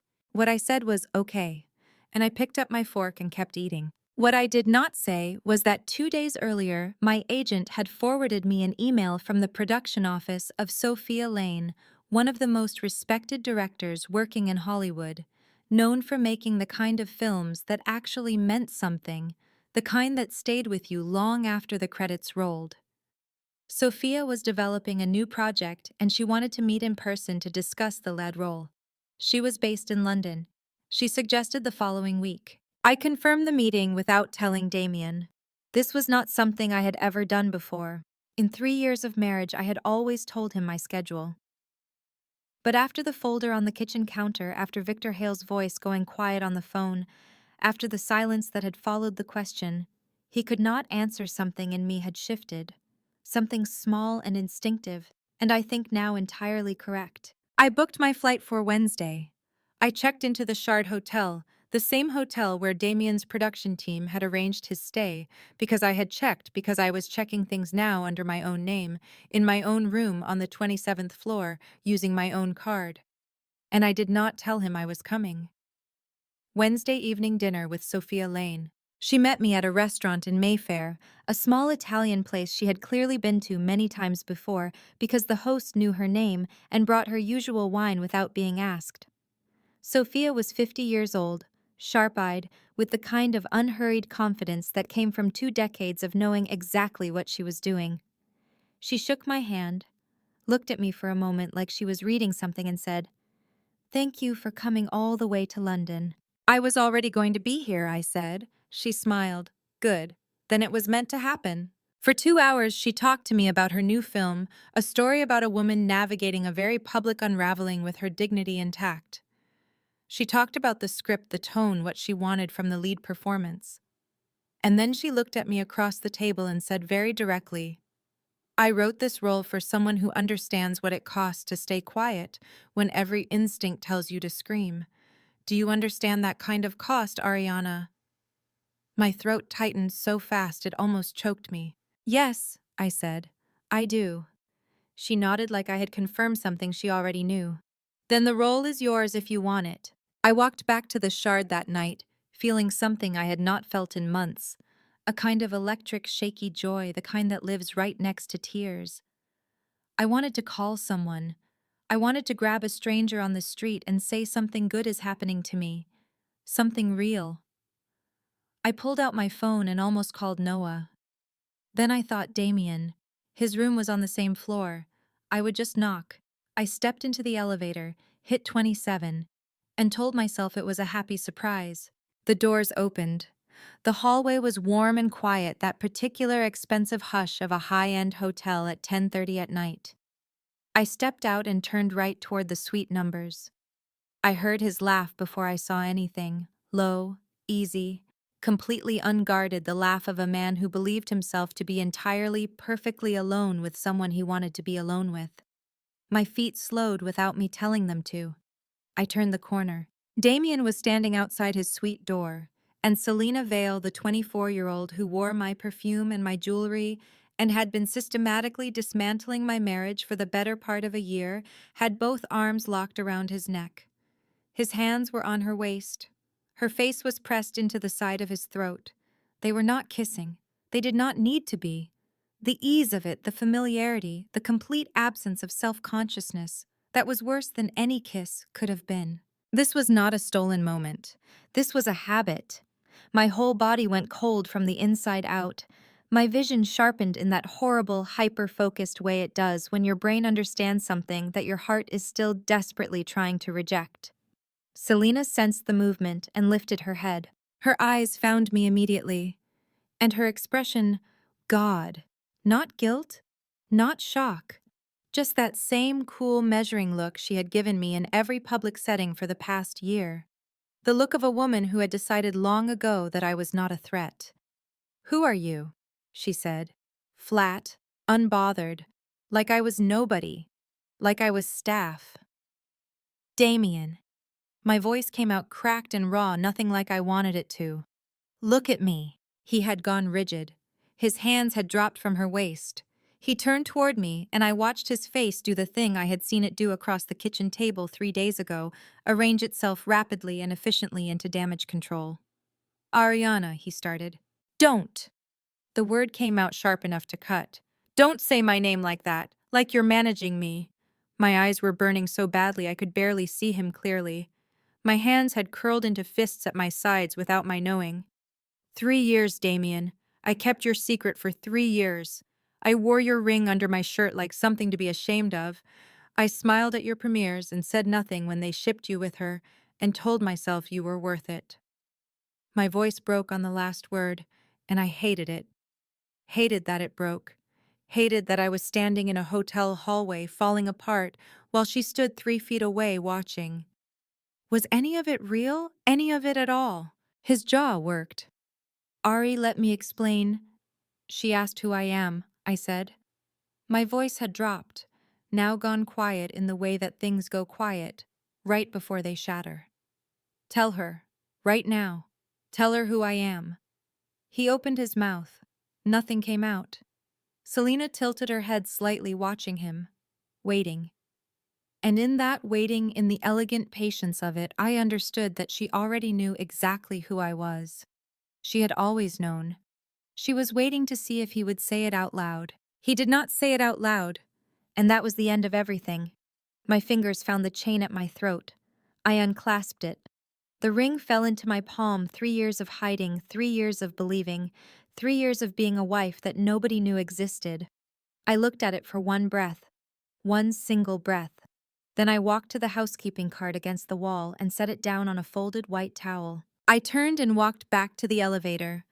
Behind me, I heard him say my name once, twice, a third time, each repetition more desperate than the last, his voice finally cracking in a way it had not cracked when I needed it to. The elevator doors opened. I stepped inside. The doors closed. And in that mirrored box, descending through 27 floors of a London hotel, I pressed both fists against my mouth and let my body do what it had been holding back for months. I shook so hard my shoulders hit the wall. The tears came in waves, ugly and silent and completely unstoppable. The kind of crying that has nothing to do with being sad, and everything to do with the specific agony of realizing you have been a fool for someone who knew the entire time exactly what they were doing to you. By floor 3, I had wiped my face. By floor 1, I had straightened my spine. The doors opened into the lobby. I walked out. The London rain hit me the second I pushed through the glass doors. Cold, relentless, the kind of rain that does not care whether you have a coat or an umbrella or a reason to be standing outside at 10:45 at night. It soaked through my jacket in under a minute. I did not move. I just stood there on the sidewalk outside the Shard, the Thames somewhere ahead of me in the dark, and let the rain do whatever it wanted. My phone buzzed in my pocket. Damien's name on the screen. I stared at it until it stopped. It buzzed again. I turned the screen face down against my palm. I started walking. I did not have a direction. I just needed my feet to be moving, needed the city to be moving around me, needed something outside of my own chest to be making noise because the inside of my chest was so loud I could barely breathe through it. I had walked maybe 3 blocks when I heard footsteps behind me, steady and deliberate, keeping pace. I spun around. Daniel Brooks stopped walking and held both hands up in immediate, instinctive gesture of non-threat. Daniel was 38 years old, broad-shouldered, and had been my personal security for 2 years. He was not the kind of man who startled easily or spoke unnecessarily. Right now his face was doing something careful and controlled that I recognized as his version of distress. "Ms. Wells," he said. "I'm sorry. I'm not trying to crowd you. I just—" He glanced back at the hotel. "I saw you come out. I wanted to make sure you were all right." "I'm not all right," I said. The words came out before I could edit them, raw and flat and completely honest. "I know," he said quietly. "How long?" I asked. My voice cracked on the 2 words. "How long did you know?" Daniel's jaw tightened. He looked down at the wet pavement, then back at me. "I suspected something was wrong for a few months," he said, "but tonight was the first time I had any I didn't know for certain until tonight." "Did you see them?" I asked. "I saw you walk out of that hallway," he said. "I saw your face. I didn't need to see anything else." Something about that broke me open all over again. My eyes burned so fiercely that the streetlights blurred into smears of gold. I pressed both hands over my face and stood there in the rain, trying to hold myself together by sheer force of will, trying to be the version of myself that did not collapse on a sidewalk in a foreign city, over a man who had just proven he was not worth a single one of these tears. I was not entirely successful. "I'm sorry," Daniel said. "Not the reflexive filler kind of sorry, the kind that meant something. You deserved better than this. You deserved a lot better than this." I dropped my hands from my face. My cheeks were wet rain and tears, and I had long stopped being able to tell the difference. I looked at Daniel, this steady, decent man who had spent 2 years standing at the edges of my life, making sure nothing bad reached me, and felt a wave of something so bittersweet it almost knocked me sideways. Nobody told me, I said. All these people around us and nobody told me. I know, he said. Was I that easy to fool? No, Daniel said firmly enough that it landed. You were that trusting. Those are not the same thing. I looked out at the river. The Thames at night, black and wide and indifferent, moving the way rivers always move, completely unbothered by what happens on the banks. I watched it for a moment.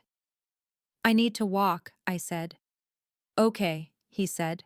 I'll be right here. So I walked. Daniel kept his distance close enough to matter far enough to give me space while I moved along the embankment with the rain coming down, and London glittering on the water, and 3 years of my life being quietly and completely dismantled inside my chest. I thought about the wedding, the bluff in Malibu, my father's arm under my hand, my mother crying in the upstairs bedroom, Damien's voice reading the vows he had written himself. I choose you as my wife, today and for every day after this. I thought about the ring I had just left on a housekeeping cart. I thought about the folder on the kitchen counter. Page 4, Cross-Brand Partners, LLC. The document designed to take everything I had built while I was busy trusting him. And then I thought about Sophia Lane sitting across from me at dinner 3 hours ago, saying I wrote this role for someone who understands what it costs to stay quiet when every instinct tells you to scream. I stopped walking. I stood on the embankment in the rain and felt something shift, not healed, not fixed, nowhere close to either of those things, but different. Like a bone resetting. Painful and necessary and pointed in the right direction. I pulled out my phone, not to call Damien. I turned Damien's 3 missed calls face down in my palm and opened my contacts. Noah picked up on the second ring, which meant he had been awake, which meant he had already heard something. Ari. His voice was tight with the specific tension of a person bracing for news they already feared. What happened? London, I said. It was real, Noah. All of it. A sharp inhale. Then, are you okay? Not even slightly, I said. But I will be. I wiped the rain off my face with the back of my wrist. I need you to start thinking about what we have. The video, the photos, everything Victor Hale is holding. My voice had gone steady in a way that surprised even me. Because I am done being the one who protects everyone else. A beat of silence, then Noah's voice low and certain. I've been ready for this conversation for 2 years. Good, I said. I'll be home Thursday. I hung up, looked at the Thames one last time. Then I turned around and walked back toward the hotel, and this time my feet did not feel like they were carrying grief. They felt like they were carrying something else entirely. I landed at LAX on a Thursday afternoon. By the time the wheels touched the tarmac, I was already a trending topic. I did not know that yet. I had my phone on airplane mode for the entire 11-hour flight deliberately, consciously, because I had needed those 11 hours to be somewhere nobody could reach me. I had slept for 4 of them, stared at the ceiling for 3 more, used the remaining time to think through everything with the cold, clear focus of someone who had finally stopped flinching. Noah was waiting at arrivals. I saw his face before he saw mine, and his expression told me everything that particular combination of fury and grief and forced composure that meant the news was bad, and he had been sitting with it for hours. How bad? I asked before he could say hello. He held up his phone.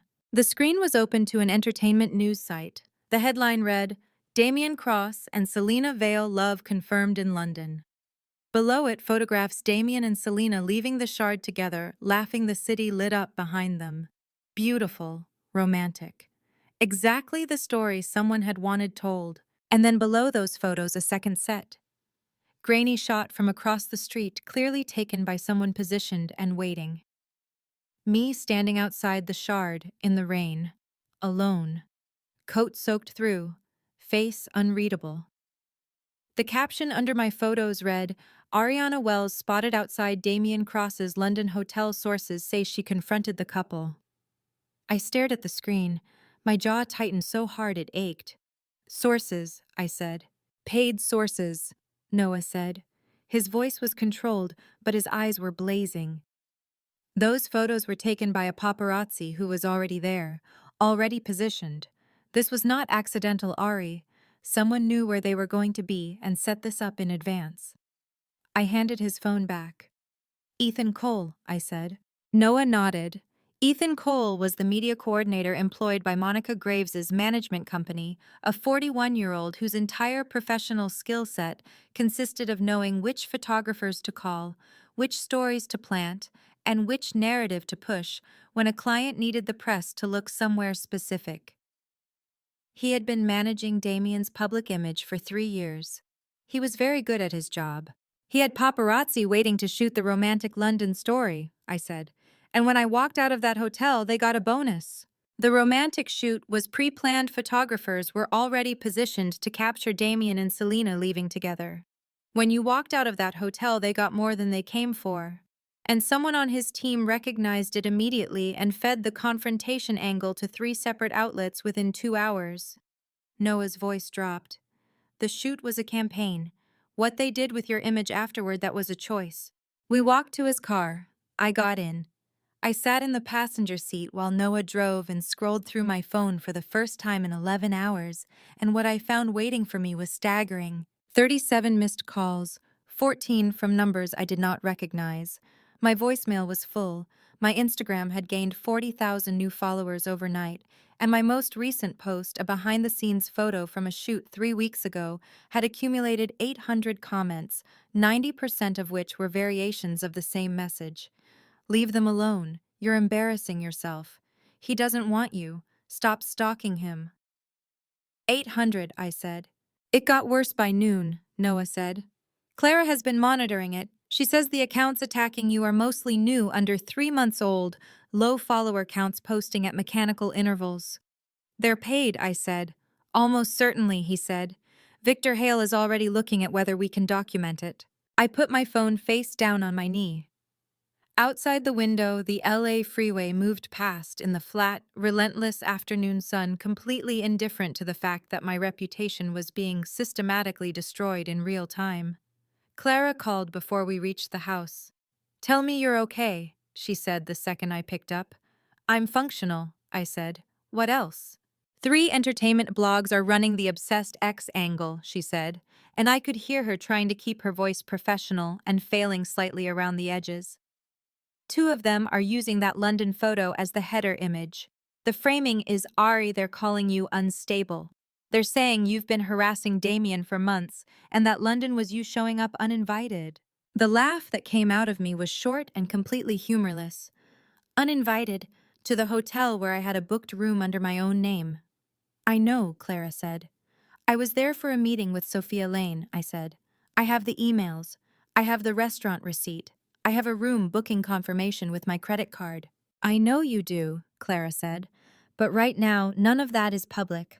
Right now, all that is public is that photo of you standing in the rain outside his hotel, looking like you had been crying. That landed. Hard. Because she was right. The truth and the evidence existed, but the story had already been written, and it had been written fast and efficiently by people who had a head start of several hours and a media infrastructure built specifically for this purpose. I had been a wife they erased. Now I was being turned into a villain. That evening, a message came through my lawyer from Damien's legal team. Formal, precise, ice cold. Damien was prepared to offer a settlement, a private dissolution of the marriage, a confidentiality agreement covering the terms of the union, and a financial package contingent on Ariana Wells making no public statements regarding her relationship with Damien Cross. In plain language, stay quiet, take the money, disappear. I read the message twice. Then I called Victor Hale. I need you to decline on my behalf, I said. Formally, in writing. Ariana, Victor's voice was careful. I want to make sure you understand the full scope of what declining means. They will escalate. I know they will, I said. My voice was steady in a way I had not expected, considering that my hands were shaking badly enough that I had to grip the phone with both of them. Let them escalate. Victor, I was his wife. A legal, documented 3 years married wife, and right now the entire country thinks I am some unhinged woman who showed up uninvited to stalk her ex-boyfriend. My throat tightened, but I pushed through it. That is not a story I am willing to let stand. A long pause on the other end of the line. Then we will need to be very precise about what we do next, Victor said. And very careful about when. I know, I said. I'm ready. I hung up and sat in the dark of my living room for a long time. Somewhere across the city, Damien Cross was probably watching the same coverage I was watching, reading the same headlines, and feeling very confident that this was going to go the way it had always gone. That I would stay quiet. That I was too well behaved to blow anything up. He had no idea. Damien called on a Friday evening. Not through lawyers, not through Monica Graves's office. Directly from his personal number at 7:14 in the evening, while I was sitting on my couch with a cup of tea going cold on the coffee table and Noah's number on my screen from a text I had not yet answered. I picked up on the fourth ring. Ari. His voice was warm, careful, the voice he used when he wanted something. I think we need to talk, just the two of us. We're talking now, I said. A short exhale. You declined the offer. I did. I need you to understand what happens if this goes public, he said. The warmth was still there, but something harder had moved in underneath it, the way ice forms beneath still water. I have people who are prepared to talk about your mental health, about erratic behavior on set, about the reason two directors passed on you last year. A pause precisely timed. I don't want to do that, Ari. I really don't. But I need you to be reasonable. My hand tightened on the phone so hard my knuckles went white. My heart was slamming against my ribs. For one terrible second, I felt the old reflex kick in, the 3 years of automatic deference, the muscle memory of smoothing things over, of being the one who stepped back. Then it passed. Those directors passed on me because of scheduling conflicts, I said, and my voice came out completely level, which surprised me. I have the emails, both of them. A beat. And the erratic behavior is that what we're calling it when a wife finds her husband with another woman in a London hotel hallway. Ariana. No. The word landed hard. You don't get to threaten me and then say my name like you're concerned about me. Those are two different conversations, and you do not get to have both of them at once. My throat was tight, but I kept going. You put a document in front of me designed to take my income. You hid our marriage for 3 years while publicly performing a relationship with someone else. And now you want me to sign an NDA and disappear. My voice finally cracked, just slightly, just once. I was your wife, Damien, not a liability to be managed. Silence on the other end. Then very quietly, if you do this, I will make sure the story that gets told is not a good one for you. I know, I said. Make your calls. I hung up. My hands were shaking so badly I had to set the phone down on the cushion beside me and press both palms flat on my thighs just to feel something solid. My eyes were burning. My chest felt like it had been wrung out. But underneath all of that, underneath the fear and the grief and the shaking hands, something was burning steady and clean and entirely new. I picked the phone back up and called Victor Hale. He just called me directly, I said the second Victor answered. He threatened to plant stories about my mental health and my career. I want that documented. Did you record the call? Victor asked immediately. No, I said. But I can tell you the exact time, the exact duration, and repeat the conversation verbatim. I have a very good memory. Write it down right now, Victor said. Every word, time and date at the top. I will have my assistant notarize your written account tomorrow morning. A pause.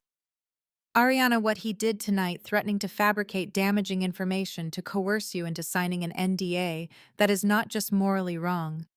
In California, that can constitute criminal extortion depending on how it is documented and what he follows through on. The word extortion sat in the air of my living room like something solid. I know, I said. That's why I'm calling you. I spent the next 40 minutes writing down every word of that phone call from memory, then photographed the pages and emailed them to Victor. When I was done, I sat back and looked at what I had written.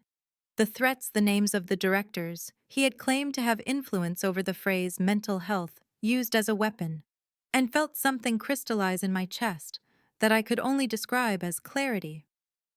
40 minutes after that, my front door buzzer rang. It was Noah. He was carrying a laptop bag over one shoulder and a paper bag of food from the Thai place 2 blocks away that I had been ordering from since college, and his face had that particular expression he wore when he had made a decision and was ready to act on it. "I brought dinner," he said, "and something else." He sat down on my couch, opened the laptop, and turned the screen toward me. "I filmed the wedding on my phone," he said. "You know that. I never posted it, never sent it to anyone, never even watched it back after the night itself." He met my eyes. "I kept it because I had a feeling someday we might need it." His jaw worked. "I'm sorry it took this long to be the right time." The screen showed the opening frames of a video, shaky phone quality golden afternoon light, the bluff in Malibu, white chairs, the ocean behind everything, and then Damien's voice, clear as anything, reading the words he had written himself. "I choose you as my wife, today and for every day after this, whatever comes." My eyes filled so fast I could barely see the screen. I pressed the back of my hand against my mouth and held it there while the tears spilled over, anyway warm and silent, running down to my wrist. "Hey." Noah's hand on my shoulder, steady and warm. "We've got this, Ari." I nodded, wiped my face, straightened up. "What else do we have?" I asked. Noah had not come alone. Clara arrived 20 minutes after him with a tote bag full of folders and her old laptop tucked under her arm, the one she had been using 3 years ago when she was still building her client roster and did not yet have the backup system she used now. She dropped everything on my kitchen table, pulled out a chair, and sat down with the no-nonsense energy of someone who had been waiting for this exact meeting for a very long time. "I have photos," she said immediately. "Behind-the-scenes shots from the Malibu wedding. I was shooting on my phone that day, Candid's nothing posed. Your dress, the signing, your parents." She opened the laptop and turned it toward me. "I uploaded everything to an old folder that night and completely forgot about it until Noah called me this week. It's all here, Ari, time-stamped, the original files." My chest squeezed. There I was on that screen in my wedding dress, laughing at something my mother had said, the Pacific glittering behind me. Real. Documented. Undeniable. "Clara," I said, and my voice came out smaller than I intended. "Don't you dare cry yet," she said, pointing at me. "We have work to do first." Victor Hale arrived at 8. He set his briefcase on the table with the precise, unhurried manner of a man who had walked into difficult rooms for 25 years and had learned that composure was its own kind of power. He pulled out 2 documents and laid them flat. "The original marriage certificate," he said, tapping the first, "filed with the Los Angeles County Clerk's office on June 19, 2021. Both signatures, 2 witnesses fully executed." He tapped the second document. "The prenuptial agreement, signed by both parties 3 weeks before the ceremony, each with independent legal counsel." He looked at me. "I want you to read Clause 11. I leaned forward and read it. Clause 11 stated clearly, in the event that Damien Cross engaged in publicly documented infidelity, deliberately concealed the existence of the marriage for commercial gain, or took actions that materially damaged Ariana Wells's professional reputation, he forfeited all claims to shared assets accumulated during the marriage and to revenue generated by Ariana Wells's individual commercial contracts. I read it twice. "He signed this," I said. "He did," Victor said, "with his own attorney present, 3 weeks before the wedding." "And he still put the LLC document in front of me," I said. "He was counting on you not knowing this clause existed," Victor said, "or not being willing to use it." I sat back in my chair. My mind was running fast, connecting dots, seeing the full shape of something I had only understood in pieces before. The hidden marriage, the PR campaign, the LLC, the NDA offer. Every single piece of it had been designed around one assumption: that I would stay quiet. The front door buzzed again. I opened it and found my parents standing in the hallway. My mother crossed the threshold and wrapped both arms around me before I had finished opening the door, and I felt myself fold into her the way I had not allowed myself to fold into anyone since London. Her arms were tight and certain and completely unconditional, and I pressed my face into her shoulder and let out one long, shuddering breath that had been sitting in my chest for 2 months.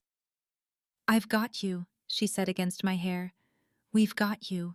My father stepped in behind her and put one hand on the back of my head, a gesture so familiar it made my throat close entirely. "We should have said something sooner," he said quietly. "We were respecting your choices. We won't make that mistake again." "You're here now," I managed. We all settled around the kitchen table, me, Noah, Clara, Victor Hale, my parents, and for the next 2 hours we laid everything out. The video, the photos, the marriage certificate, the prenuptial clause, Daniel Brooks's written account of the London night, Victor's documented record of the phone call where Damien had made direct threats. Then Noah opened a second file on his laptop. "Ryan sent this," he said, "not a recording he was worried about legal complications across state lines, so instead he wrote a detailed sworn affidavit, a notarized written statement signed before a licensed notary public describing what he witnessed at the Bel Air dinner where Victor Vale introduced Damien and Selena. He described Selena's behavior, what she said, and—" Noah paused, meeting my eyes. "He includes something Damien said to him privately about a month after that dinner." "What did he say?" I asked. Noah read from the screen. "Damien told me, and I am quoting as accurately as I can recall, Ariana is too well behaved to ever blow this up. She knows what discretion means." The room went very quiet. My mother's hand found mine under the table and gripped it hard. Too well behaved. That was what 3 years of loving him quietly had looked like from his side. Not devotion, not sacrifice, a character flaw he had counted on. "There is one more thing," Clara said. Her voice had gone strange, careful, almost hesitant, which was not a register I associated with Clara at all. She turned her old laptop back toward herself and clicked through several folders. "When I was going through the Malibu files this week, I found something else. In the same folder. A clip I shot that day that I had completely forgotten about." She turned the screen around. "I was filming the garden area during the setup, guests arriving. I was just capturing atmosphere." She pressed play. The video was shaky and incidental, unfocused shots of the Stone Garden guests, milling in the peripheral areas, the sound of the ocean in the background. And then, for about 4 seconds, the camera swept across the far edge of the guest area near the stone wall. And there she was. Selena Vale, 3 years younger, less polished, but unmistakably her. Standing at the edge of the outdoor space, a glass in one hand, watching the ceremony set up, with an expression of focused, calculating attention. And there she was, Selena Vale. 3 years younger, less polished, but unmistakably her. Standing at the edge of the guest area, a glass in one hand, watching the ceremony set up with an expression of focused, calculating attention. She had come as a +1 for one of Damien's management contacts, someone who had no idea what they were enabling that afternoon. She had been there. She had watched Damien read those vows. She had been standing 30 feet away when he had called me his wife. And 3 years later, she had looked me in the face in a London hallway and asked who I was. I stared at the screen for a long moment. My jaw was locked. My eyes were dry past the point of tears now in that cold, clear place that comes after everything has already been felt. "Clara," I said finally, "how long has that file been sitting in that folder?" 3 years, she said. "I genuinely never looked at it. I uploaded everything from that day and never went back." I nodded slowly. My father leaned forward across the table, hands flat on the surface, voice low and certain. "What do you want to do, sweetheart?" I looked around the table. Noah, who had kept a video for 3 years just in case. Clara, who had driven over with a laptop from 2 apartments away the second she was needed. Victor Hale, who had held documents and waited. My parents, who had flown in and asked no questions and simply shown up. "I want to tell the truth," I said. "All of it. At the right moment, in the right place. I looked at Victor. How long do we have before the Prestige Awards? Victor checked his phone. 4 weeks. Then we have 4 weeks, I said. 4 weeks. That was what I had. Victor Hale's strategy was precise. Do not flood everything at once. Release the evidence in waves, let the public absorb each piece before the next one lands, and save the most devastating for the moment with the largest possible audience. Week 1, Noah posted the wedding video. He did not add a caption. No explanation, no context, no hashtags. Just the video itself. Shaky phone footage. Golden afternoon light, the Pacific Ocean behind everything. And Damien's voice reading his vows clearly enough that every single word could be heard. I choose you as my wife, today and for every day after this. Within 6 hours, the video had been viewed 4 million times. I watched the reaction from my couch with Clara beside me, both of us cross-legged, phones in hand, watching the wave break in real time. The comments shifted so fast, it was almost dizzying confusion. First, then disbelief, then the slow collective realization of what they were actually looking at. They're zooming in on your necklace, Clara said, sitting bolt upright. Ari, they found the ring. I leaned over to look at her screen. Someone had paused the video at the exact moment the camera had caught me at an angle, the gold chain visible above my neckline, the ring unmistakably suspended from it. The screenshot was already being shared faster than anything I had seen in a long time, with one caption that appeared in dozens of variations across every platform. She was wearing her wedding ring the whole time, under her shirt, for 3 years. My throat tightened so hard it hurt. They get it, I said. They're getting it, Clara corrected. Give them another hour. She was right. Within the hour, the old interview clips started surfacing, every red carpet appearance, every press junket, every public event where I had been present. People were freeze-framing footage, zooming in, finding the chain in interview after interview. 3 years of documentation sitting in plain sight, suddenly readable. Day 3, Clara posted the wedding photos. Me in my dress, my mother's hand on my cheek, my father walking me across the grass. Victor Hale with the marriage certificate spread across a table, both Damien and me leaning over it with pens in hand. The timestamps on the original files were embedded in the metadata, June 19, 2021, undeniable. Damien's team responded within hours. An anonymous source told 3 entertainment outlets that the photos were staged and that Ariana Wells had been in a delusional relationship with Damien Cross that had never been legally formalized. I read that quote and felt my jaw clench so hard my back teeth ached. They're calling it staged, I told Noah over the phone. I know, he said. Victor anticipated this. Keep going. Day 6. Victor Hale's office released a public statement, 1 paragraph, no drama, entirely factual. It confirmed the existence of the marriage license, provided the certificate number filed with the Los Angeles County Clerk's Office, and stated that any claims to the contrary were categorically false and potentially actionable. The phrase potentially actionable did a lot of work in the next 24 hours. Day 9. Ryan's statutory declaration went to 3 journalists simultaneously: the entertainment correspondent at the Los Angeles Times, a senior writer at a respected industry trade publication, and 1 independent investigative reporter who had been covering the manufactured nature of celebrity PR campaigns for 6 years. All 3 verified Ryan's identity independently before running anything. The line that landed hardest was the one Noah had read to me at my kitchen table. Ariana is too well behaved to ever blow this up. That sentence went everywhere. Within 48 hours, it had been screenshotted, quoted, and dissected more times than I could count. People were furious in a way that felt real, not the manufactured outrage of a coordinated campaign, but the genuine hot anger of people who recognized contempt when they finally saw it clearly. And then Clara found the video from Malibu. She posted it on a Tuesday morning with a single line of text. 3 years ago, at a private ceremony in Malibu.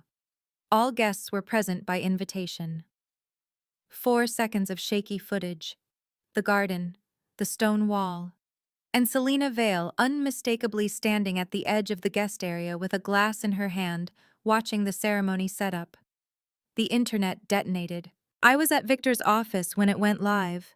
Clara texted me the view count every 20 minutes for the first hour, and I sat across from Victor's mahogany desk, watching him review documents with his reading glasses on, and tried to process the fact that the thing we had all been holding for weeks was finally irreversibly in motion.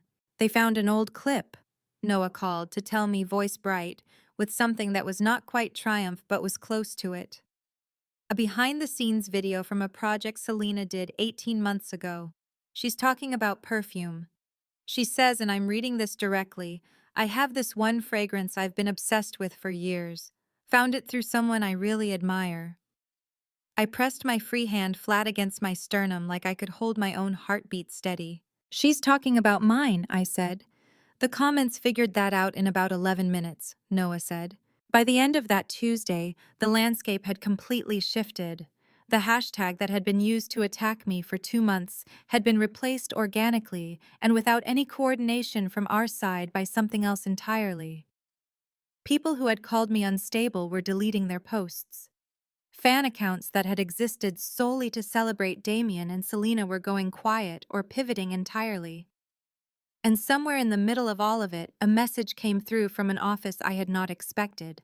Arthur Kane, chairman of Prestige Entertainment, requested a meeting. Arthur Kane's office was on the 42nd floor of a Century City tower, with a wall of glass that looked out over the entire Los Angeles basin, the kind of view that was designed to remind you how much of the city one person could see from the right position. Arthur Kane himself was 50 years old, compact and unhurried, with the particular stillness of a man who had been making decisions that affected large numbers of people for a very long time, and had made peace with the weight of that.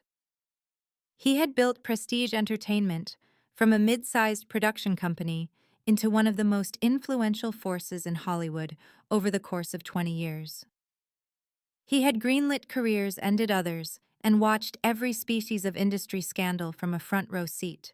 He stood when I walked in, shook my hand, and gestured to the chair across from his desk. "Thank you for coming," he said. "Thank you for asking," I said. He sat down, folded his hands on the desk, and looked at me with the direct, appraising attention of someone who did not waste time on preamble. "I have been in this industry for 30 years," he said. "I have watched people get buried by machines that were built specifically to bury them, and I have not always done enough about it." A pause. "I am trying to do something about it now."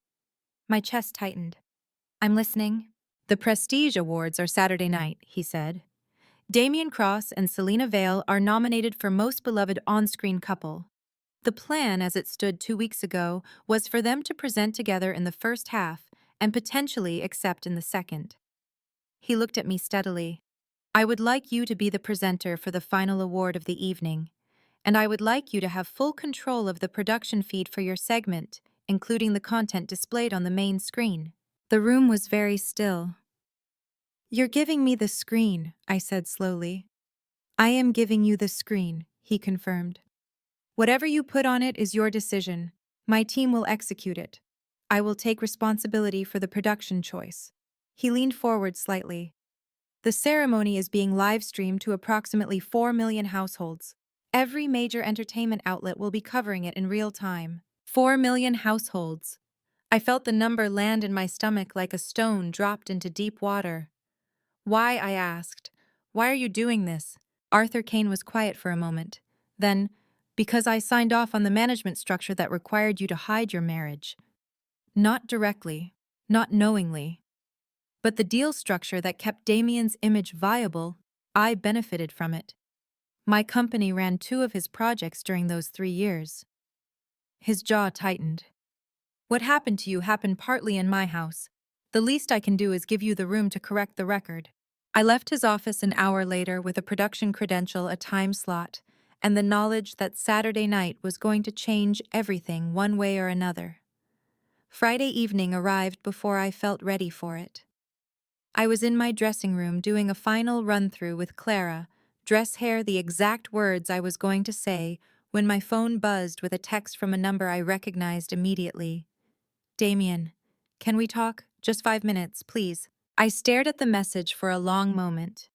Every rational part of me said to ignore it.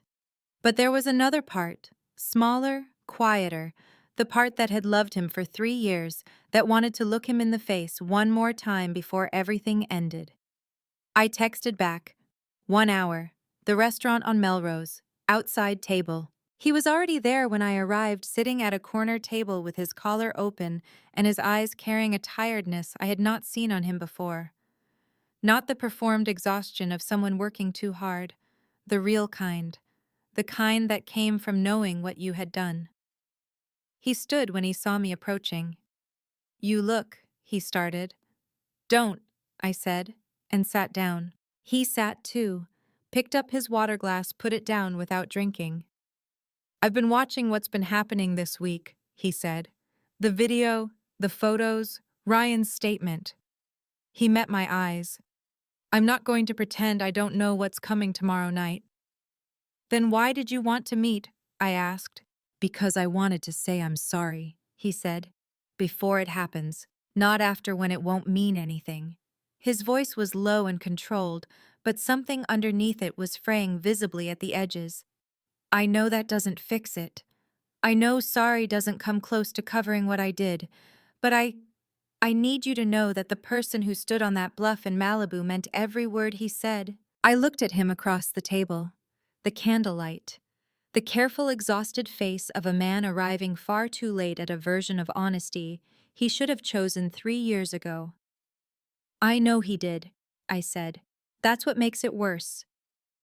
Damien's jaw worked. His eyes went red at the corners, and he looked away fast toward the street, blinking hard. When he looked back, his voice had roughened. "Is there anything I can do? Anything at all?" "No," I said. Not cruelly, just honestly. "It's already done, Damien." I stood up. He rose too, instinctively.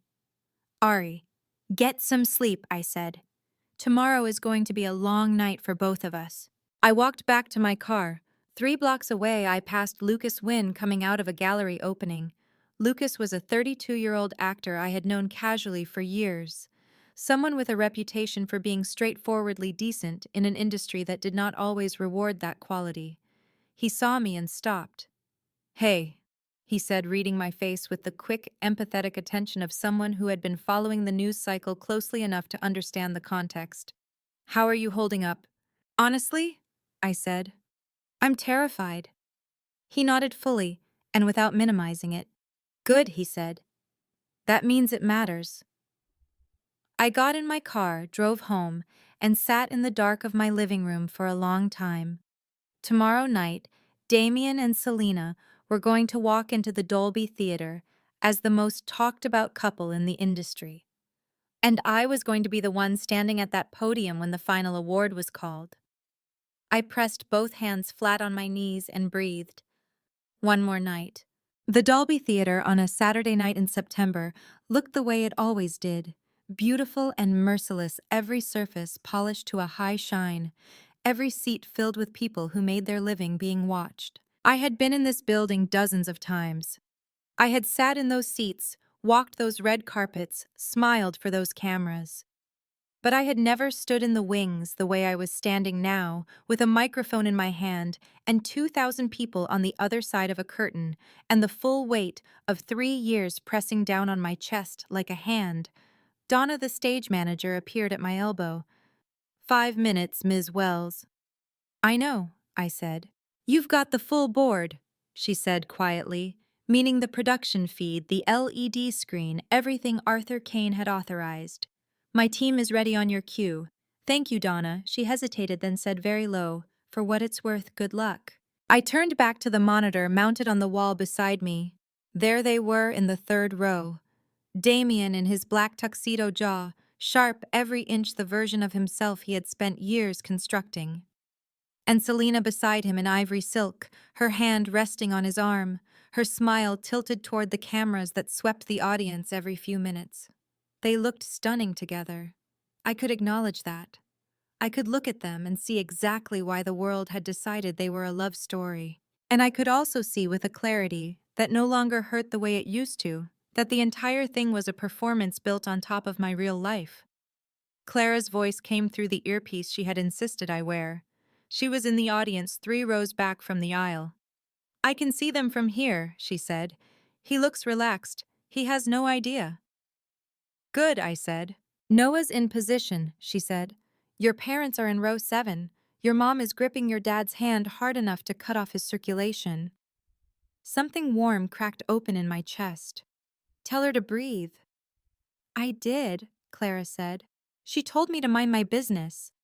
I laughed a real one short and surprised, and it loosened something in my shoulders that had been locked tight since I woke up that morning. 2 minutes, Donna said. I straightened the front of my gown. Black, simple. Nothing that needed to compete with what I was about to say. I thought about the elevator in London. 42 seconds. What I had promised myself when those doors opened. I thought about my kitchen table in August, the people sitting around it, the documents spread out between us, Noah's hand on my shoulder. I thought about Malibu, the bluff, the ocean, the man who had read those words and meant them once a long time ago. And then I stopped thinking and walked out onto the stage. The reaction from the audience was immediate and strange, a ripple of surprise, a shift in the room's energy. 2,000 people recalibrating at once.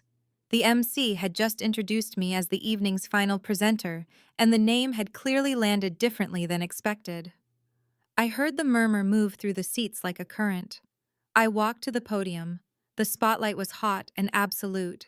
I did not look at the third row. Not yet. Good evening, I said.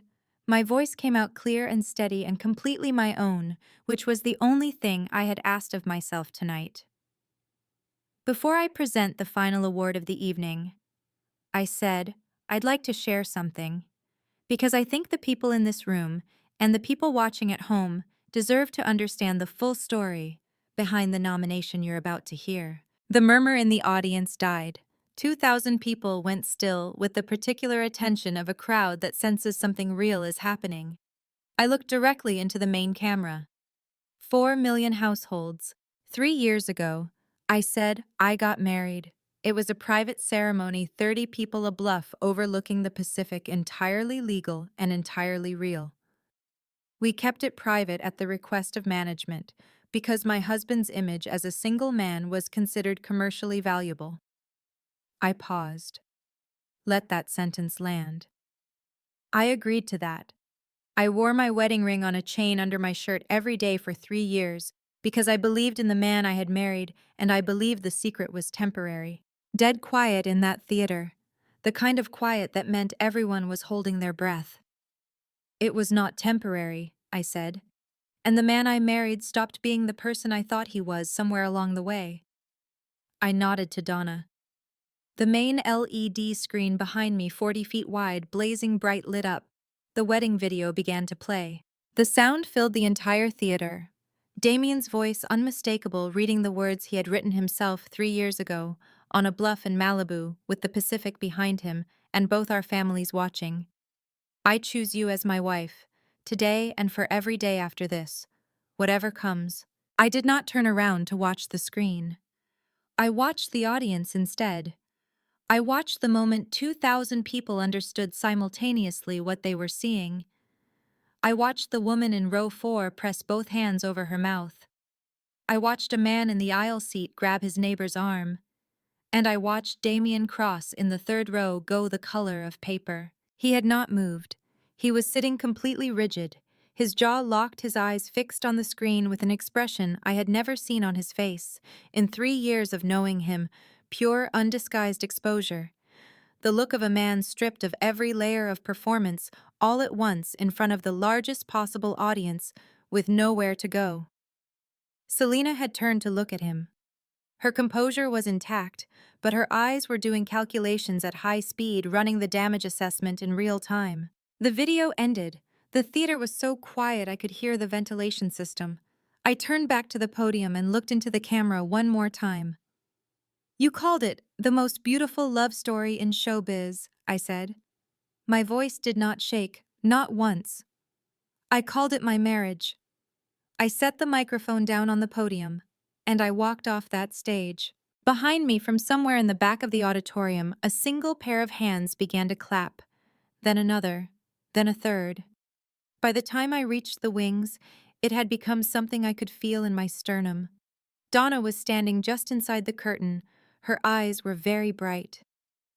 "That," she said, "was the bravest thing I have ever seen in this building."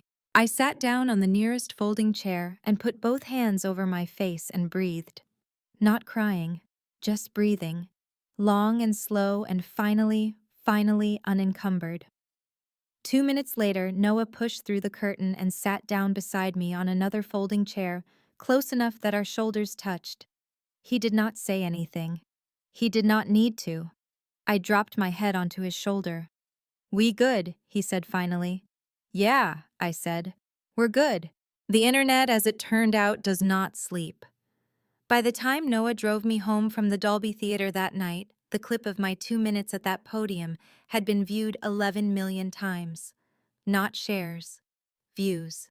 11 million people had watched me say those words, and watched Damien Cross sit in the third row and turn the color of paper. I know this because Clara texted me the number while I was still in the car, and then texted it again 20 minutes later when it had climbed to 14 million, with a string of capital letters that I chose to interpret as joy. I sat on my couch that night and watched the news cycle turn in real time. Every entertainment outlet that had spent 2 months calling me unstable was now running a very different headline. The same journalists who had described me as delusional were now writing careful, qualified pieces about the full story and questions about industry practices. I read several of them. I did not feel satisfaction exactly. I felt something quieter than that, something closer to relief. 3 days after the ceremony, Victor Hale called. "The first brand dropped Damien this morning," he said in the measured tone he used when delivering information that carried significant legal weight. "Harwick and Sons, the watch campaign. They cited a morality clause in the contract, standard language that allows a brand to terminate if the talent engages in conduct that materially damages the brand's reputation." "How many contracts does he have total?" I asked. "He had 7 active endorsement deals," Victor said. "As of this morning, 4 have been terminated. The remaining 3 have issued notices of review, which in practical terms means they are almost certainly going to follow."